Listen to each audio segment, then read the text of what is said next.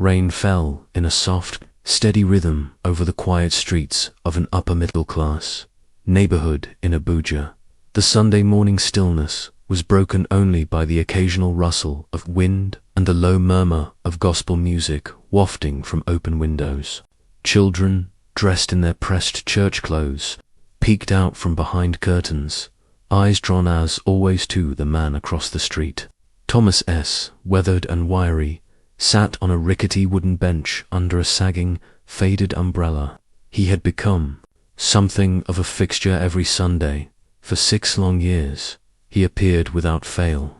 Always the same bench, always the same time, always staring at the pristine white duplex across the road. Rain or shine, harmattan or heat, Thomas never missed a morning. The neighborhood had grown used to him, but never comfortable. Whispers floated from porches and balconies. He's mad, clearly. Some would say no family. Maybe he's proud and homeless. Others speculated. A few just crossed the street when they saw him coming. But he never begged, never spoke, just stared. His face, deeply lined, betrayed nothing but quiet patience. The only sign of life in him was the way he adjusted his umbrella slightly when the wind shifted, or the occasional cough that echoed through the morning mist. Today, however, something different stirred. A boy 10 years old, skinny, brave, stepped out from his gate, hesitant but curious. Jordan had seen the old man every week from his window, and today he could no longer hold in the question that gnawed at his young heart. Clutching a small green umbrella and wearing oversized slippers, he crossed the wet pavement and approached the bench. "Sir," he began, voice uncertain, "why do you sit here every Sunday?" Thomas turned slowly. His eyes, though sunken and tired, still held a surprising softness. He looked at the boy for a long moment, then offered a faint, wistful smile. "Because," he said, voice barely louder than the rain, "someone in that house once promised me they'd open the door one day." Jordan blinked, unsure if that meant something or nothing at all. But Thomas said no more. He turned back toward the house, his gaze unwavering, as the drizzle continued to fall around them, and then fade to black dot 30-5 years ago. Thomas S. was the kind of man others quietly respected. A brilliant, soft-spoken civil servant with a sharp mind and an even softer heart. He moved through life with a gentle dignity that made no demands and left no enemies. After his beloved wife, Veronica, died of a sudden illness when their daughter, Lillian, was just 6, Thomas poured everything he had into raising the child they had brought into the world together. He never remarried.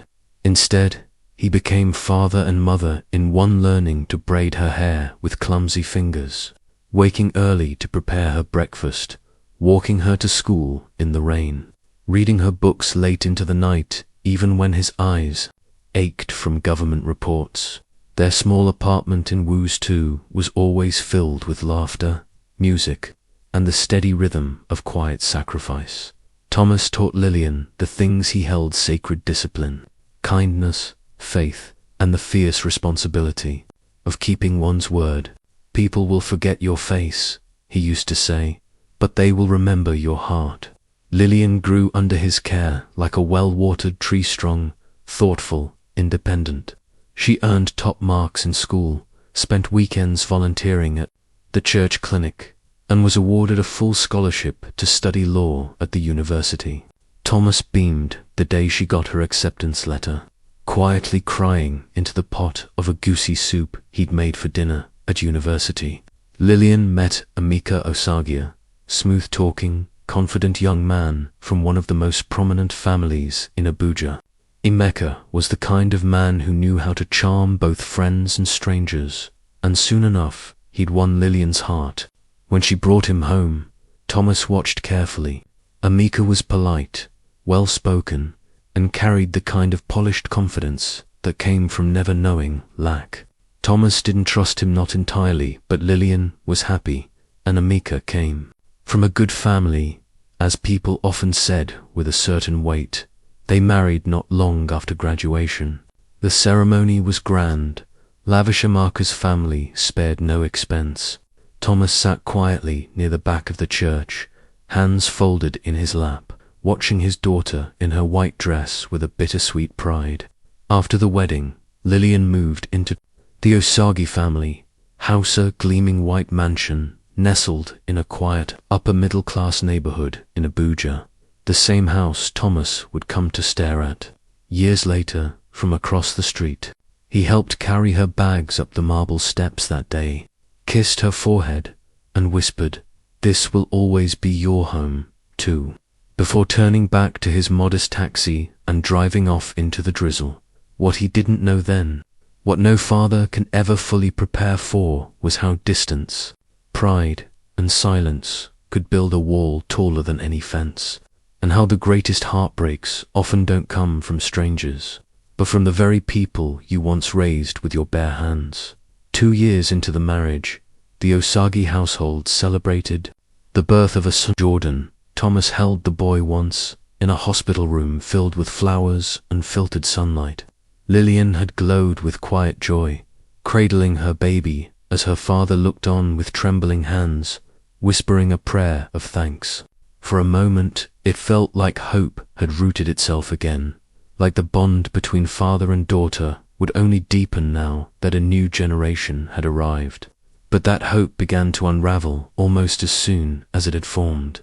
Emeka changed, at first, then unmistakably.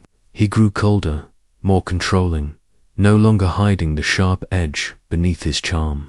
He began to belittle Lillian's dreams of returning to work, questioning why a mother should want anything beyond the walls of their home. "She has everything she needs," he'd say to others with a smile, while tightening the invisible leash around her life. The change extended to Thomas, too. Visits that once felt welcome became awkward, then strained. One afternoon, Thomas arrived at the Osagi house with a basket of oranges and some books for Lillian. The gate didn't open. Instead, the intercom buzzed with her voice, tired, hushed, trembling. "Daddy, please. I can't talk now." He stood there a long while, heart pounding, before walking back to the road. That was the last time she answered. Phone calls went unanswered. Messages were read but never replied to.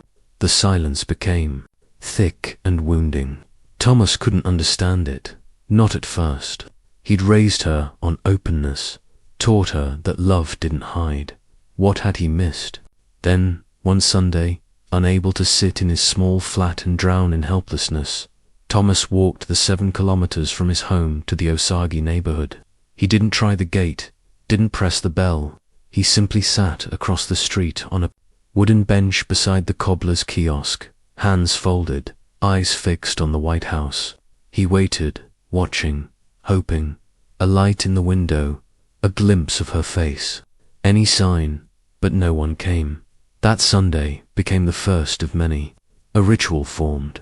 Without fanfare, every week, at the same time, he returned. The neighbors noticed, at first with curiosity, then with unease. But Thomas didn't care. He didn't sit with anger. He sat with faith. The same faith that raised his daughter, the same faith that whispered, "One day she will come out. One day the door will open." And so, rain or shine, he waited, over time. Thomas S. became less of a man and more of a fixture, the ghost of a Sunday ritual etched into the rhythm of the neighborhood. The bench across from the White House aged with him, its wood worn smooth beneath his patient frame. Rain washed over him, Harmattan dust settled in the creases of his coat. Still, he came, always alone, always at the same hour. Children giggled behind his back, calling him the waiting man. Teenagers filmed him for social media, dubbing him mad or haunted. Adults whispered as they passed, some with pity, others with contempt. A few kind souls brought him food rice in takeaway packs, sachets of pure water, fruits in nylon bags, but he always declined, his response unwavering and gentle. "Thank you, but I'm not hungry. I'm waiting." Inside the White House, however, no one dared whisper of him. The silence was deliberate. Emeka ensured it. Over the years, his grip on Lillian tightened until even her breaths felt borrowed. He controlled her bank accounts, citing family stability. Her phone privileges dwindled until she could only use it under watchful eyes.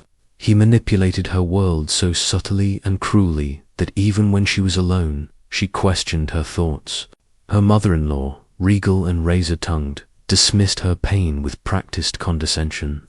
"You're ungrateful," she would sneer. "Your father must have raised you to complain. He was always too soft." But Lillian knew the truth. It lived deep inside her, buried under fear. Emeka had made threats vicious ones. He'd told her, more than once, that if she tried to leave, he would destroy her father's name. "You'd think they'll listen to a widowed maid's daughter," he spat once. "I'll make him look like a lunatic." She believed him. Emeka's family name opened doors. Hers had always had to knock gently. She thought about running, more times than she could count. She imagined taking Jordan in the night, disappearing. But then she'd hear Emeka's voice in her head, cruel and certain, and she'd freeze. What if he was right? What if her father paid the price? Meanwhile, Thomas aged before the community's eyes. His frame thinned, his shoulders drooped, but his eyes, those eyes, never strayed from the White House. Every Sunday he came dressed in his best, a worn-out blazer, his shoes polished. With oil and a cap he removed the moment he sat. To him, it wasn't just a vigil, it was a prayer made visible. The pain of absence was no longer sharp. It had dulled into something heavier, the ache of watching the world forget you while you remember everything. He didn't know the details of what was happening inside, but he knew his daughter. He knew the flicker of her spirit, the strength she'd had even as a child. He clung to the image of her peeking through the blinds one day, just once. That's all it would take. One look, one glimpse of her father still waiting. Sometimes he imagined her crying behind a window. Sometimes he imagined her trying to leave, only to be pulled back. But mostly, he imagined her praying, silently, just like her mother used to. He imagined her whispering, "Hold on, Daddy, I'm coming." 5 years passed this way, and still, every Sunday, Thomas walked the same route, sat on the same bench, stared at the same house, said the same words in his heart. One day she looked out, one day she opened the door. The rain fell like a curtain from the heavens, thick and relentless, drenching everything in its path. Thunder cracked violently over the Abuja skies as another Sunday arrived, marked not by sermons or rest, but by the same enduring image, Thomas Ez, seated on his bench beneath a battered umbrella, soaked to the bone. His thin coat clung to his frame, his fingers trembled from the cold, but his gaze remained steady, fixed on the White House. This Sunday, however, something different stirred behind those walls. Inside, 10-year-old Jordan stood by the living room window, watching the old man with growing curiosity and unease. The questions had been building in his mind for years. The man across the street wasn't just any stranger. There was something familiar in his quiet dignity, in the way he always bowed his head slightly, in his eyes. Today, the words finally spilled out. "Mummy," he said, turning from the glass. "Who is that old man who always sits outside?" "He looks like you." Lillian froze. Her fingers, curled around the hem of her blouse, clenched. The damn she'd held for years cracked without warning. Her voice came low and raw. "He's my father, Jordan, the best man I've ever known." The weight of truth stunned the boy. Why is he out there in the rain? She couldn't answer. Her voice gave out.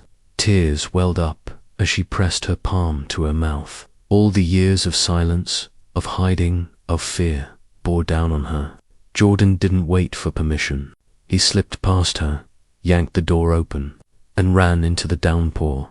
Across the street, Thomas barely noticed the child approach until he was right in front of him. "Sir, Grandpa, Come inside, please. Thomas blinked, startled. He recognized the voice, the face, Jordan, the grandson he'd only seen from afar. Slowly, as if waking from a dream, he stood, legs shaky, and followed the boy across the street. The front door opened, warmth spilled out, light, and there she was. Lillian stood in the hallway, hands trembling, face pale. Her eyes met her father's. For a long moment, the world stilled. Then Thomas stepped in, and his legs gave way. I waited, he said through sobs, falling to his knees, because I believed you'd come out one day. I never stopped praying for you, not once. Lillian dropped to the floor beside him. They held each other, their tears indistinguishable from the rain still clinging to their clothes. Jordan wrapped his arms around them both, confused but certain of one thing. This was right then. The front door slammed shut. Emeka had arrived. His expression twisted the moment he saw Thomas. "What is he doing in my house?" he barked, stepping forward. "Get out. Out now, you decrepit." But before he could finish, Lillian rose to her feet and stood between them. "Enough," she said, voice steel. "This man raised me. He loved me. He gave me everything. If he leaves, I go with him." Emeka stared, stunned. Lillian had never spoken to him like this before. "I won't let you poison our son with your pitiful past," he snapped. "You already did," she replied, calm and certain, but no more. She turned to Jordan. "Go pack a bag."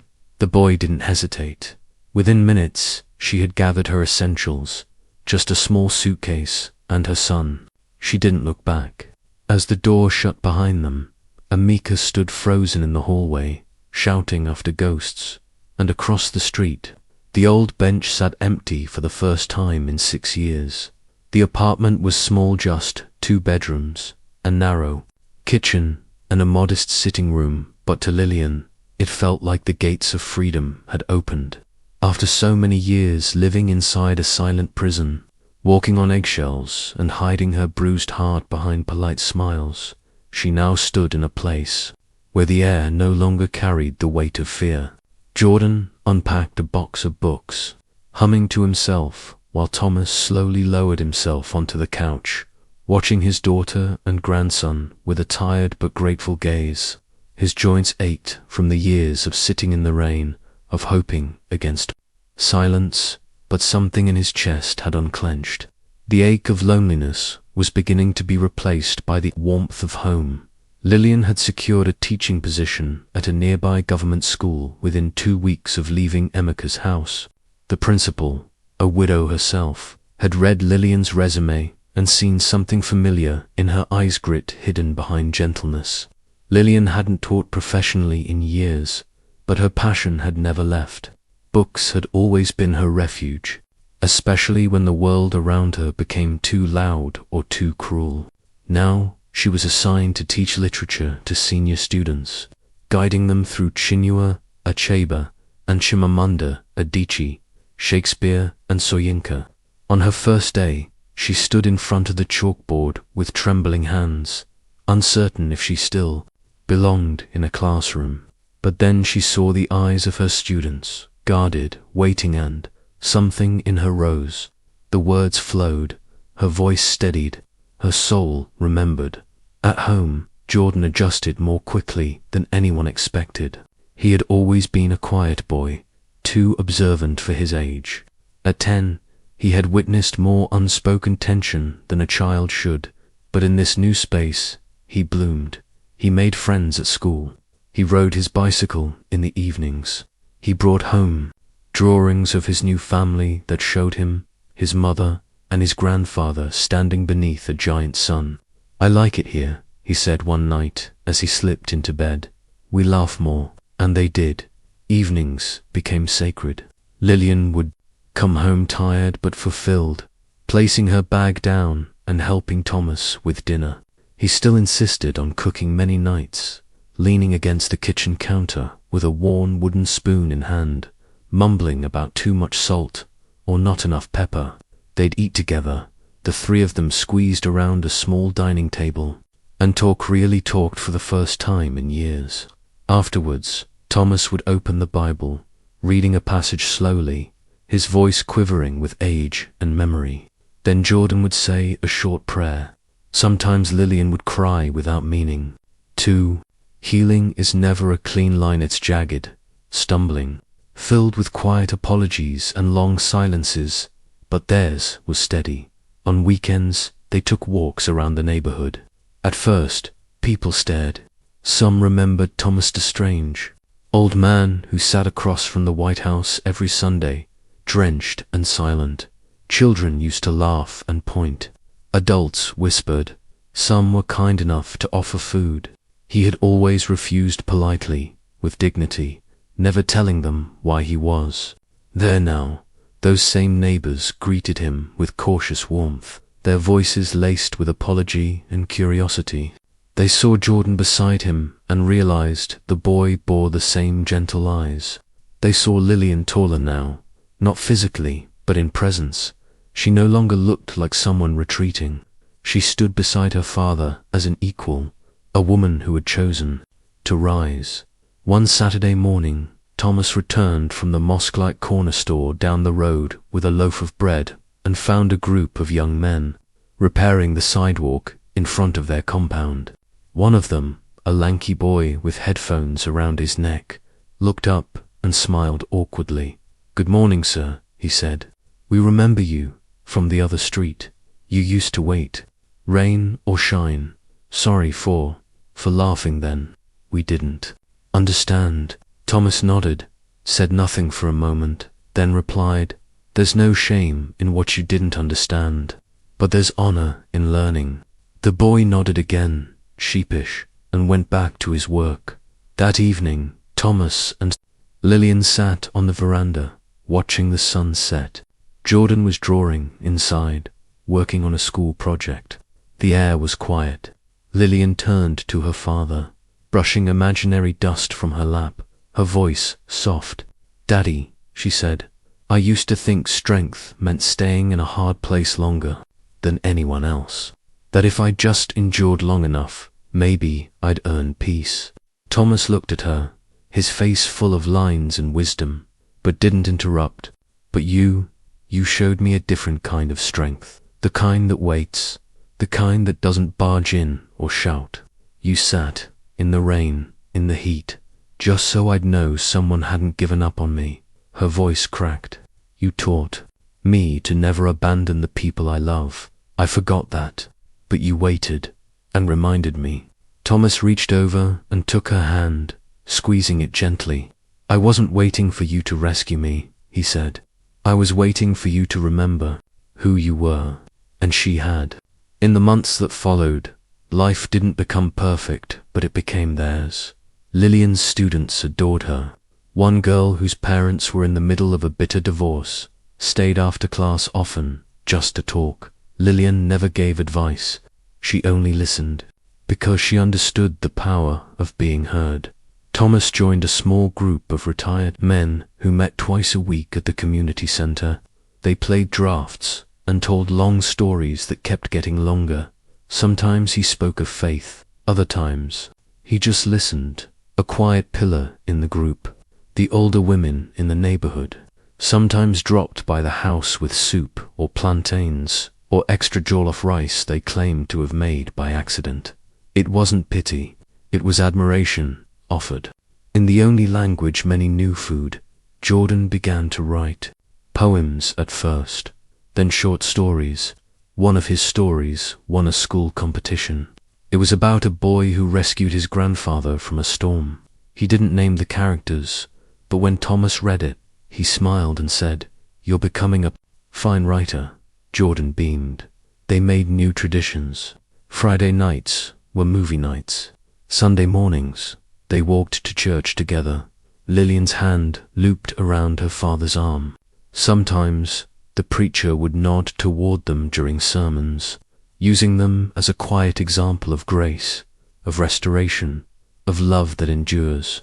One morning, as the service ended, a woman approached Lillian and asked, "Are you the lady who came from the Usagi house?" When Lillian hesitated, The woman continued, I used to work in that house, years ago. I remember you. You were kind. I wondered where you'd gone. Lillian smiled softly.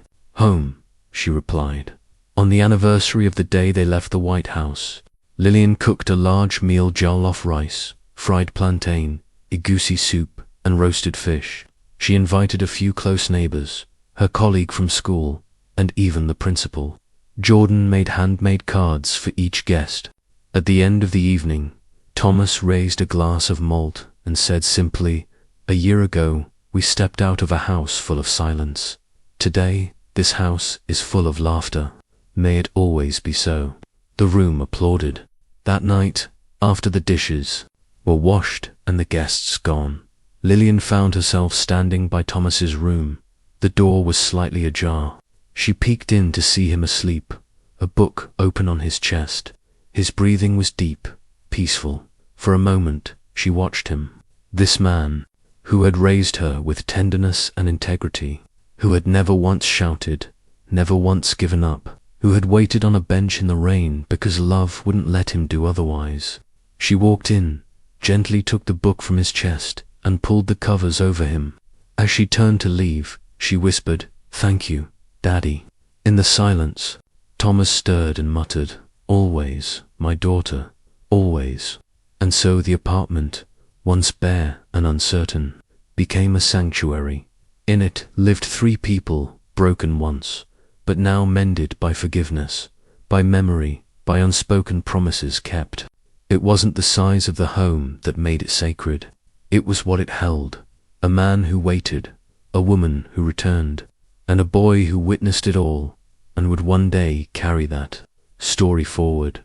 It was never about the bench or the house across the street. It was about the unyielding thread that tethered them through time and distance and silence. A thread called love, and now that love had come home. Thomas sat quietly on the new wooden bench, nestled in the front yard of their small home, the evening sun casting long, golden rays over the garden. The air was soft, touched by the scent of hibiscus and distant laughter. It was Sunday, but not the kind he had once spent beneath a soaked umbrella across the street. This one was warm, full, alive. Jordan skipped down the porch steps with careful hands, carrying a steaming cup of tea. Here you go, Grandpa, he said with a proud grin, placing it gently in Thomas's hands. A moment later, Lillian stepped out, her face calm, her presence strong in a way only healing could bring. She draped a soft, knitted shawl over her father's shoulders and kissed the top of his head, a silent benediction. Thomas looked at them both, his eyes glistening but dry, and smiled the kind that came from a soul finally at peace. This, he whispered, is the Sunday I prayed for all those years. And it came, better than I imagined. As the breeze stirred the leaves and the sky deepened to lavender, his voice continued, now only in memory, a gentle voiceover. Sometimes love doesn't knock, it waits, in the rain, on a bench, until someone's ready to come home. Fade to black.